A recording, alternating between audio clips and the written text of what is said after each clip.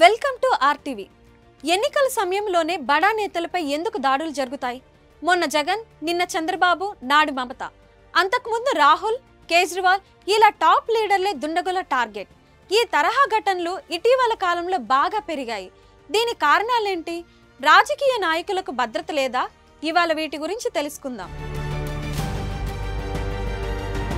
విజయవాడలో మేమంతా సిద్ధం యాత్ర సందర్భంగా ఏపీ సీఎం జగన్ పై దుండగులు రాళ్లు రువ్వడం దేశవ్యాప్తంగా ప్రకంపనలు రేపింది.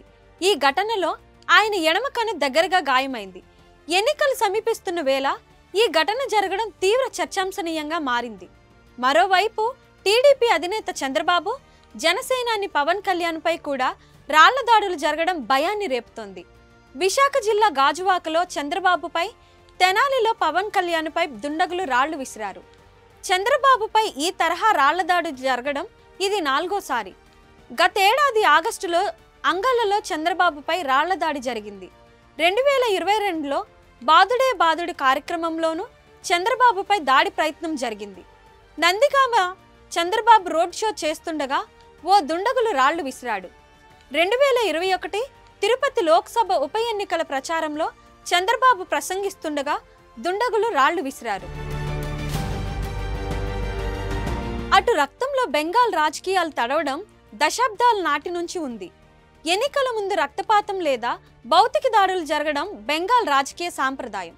1999, 2016 మధ్య పశ్చిమ బెంగాల్లో ప్రతి సంవత్సరం సగటున కనీసం 20 రాజకీయ హత్యలు జరుగుతాయని క్రైమ్ రికార్డ్స్ బ్యూరో చెబుతుంది.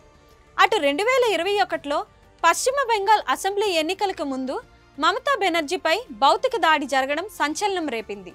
ర్యాలీలో ఉండగా మమతని దుండగులు కారు పైకి నెట్టారు. ఈ ఘటనలో మమత కాలికి గాయమైంది. చికిత్స తర్వాత ఆమె వీల్ చైర్ నుంచి ప్రచారంలో పాల్గొన్నారు. 2017లో గుజరాత్ అసెంబ్లీ ఎన్నికల ప్రచారంలో రాహుల్ గాంధీ కాన్వాయ్పై దాడి జరిగింది. ఆయన వాహనంపై రాళ్లు రువ్వడంతో పాటు కారు అద్దాలు పగలగొట్టారు. అయితే ఈ ఘటనలో రాహుల్కి ఎలాంటి గాయాలు కాలేదు. అటు 2014లో అరవింద్ కేజ్రీవాల్ పైన దాడులు జరిగాయి. లోక్సభ ఎన్నికల ప్రచారంలో ఆయనపై సిరాతో దాడి చేశారు. కేజ్రీవాల్ని చంపదెబ్బ కూడా కొట్టారు. భద్రతకు సంబంధించి కేజ్రీవాల్ ఆ సమయంలో బెదిరింపులను కూడా ఎదుర్కొన్నారు.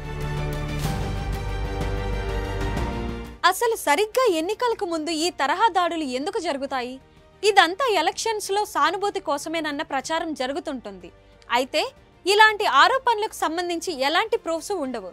నిజానికి కొన్ని దాడులు స్పష్టమైన రాజకీయ ఉద్దేశాలను కలిగి ఉండొచ్చు. మరికొన్ని వ్యక్తిగత ప్రతీకారాలకు సంబంధించినవి కూడా ఉండొచ్చు. వీటిని తేలిగ్గా తీసుకోవడానికి అసలు ఉండదు. రాజకీయ నాయకుల భద్రత దేశానికి ఎంతో కీలకం. ప్రజాస్వామ్య సూత్రాలను పరిరక్షించడానికి ఇలాంటి దాడులను నిరోధించేలా ప్రభుత్వాలు కీలక నిర్ణయాలు తీసుకోవాల్సి ఉంటుంది.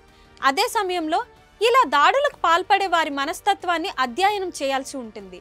ఏ సమస్యకైనా రూట్ కాజ్ తెలుసుకొని పరిరక్షించడమే ఉత్తమ మార్గం.